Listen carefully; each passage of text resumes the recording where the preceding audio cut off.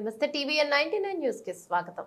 తెలంగాణలో కాంగ్రెస్ ప్రభుత్వం ఎన్నికల్లో ఇచ్చిన 2 లక్షల పంట రుణమాఫీ కసరత్తు చేస్తోంది. 15 ఆగస్టు లోపు రుణమాఫీ అమలుకు విధి విధానాలు ఖరారు చేయడంలో నిమగ్నమైంది. అయితే పాస్బుక్లు, రేషన్ కార్డులను ప్రామాణికంగా తీసుకుని అవి ఉన్న వారికి రుణమాఫీ అమలు చేసేలా తాజాగా ప్రతిపాదనను అధికారులు ప్రభుత్వానికి సూచించినట్లు సమాచారం. ఎంపీలు, ఎమ్మెల్యేలు, ఎమ్మెల్సీలు ఆదాయ పన్ను చెల్లించేవారు, ఉద్యోగులను దీని నుంచి మినహాయించాలని మంత్రిమండలి సమావేశ ఎజెండాలో ప్రతిపాదించినట్లు తెలిసిందే. పంట రుణాల మాఫీపై ఈ వారంలో సమావేశం నిర్వహించాలని ప్రభుత్వం భావిస్తోంది. దీనికి సంబంధించిన పూర్తి సమాచారం ఇవ్వాలని ఆదేశించడంతో వ్యవసాయ అధికారులు 2 లక్షల వరకు రుణాలు తీసుకున్న వారి జాబితాను బ్యాంకుల నుంచి తెప్పిస్తున్నారు.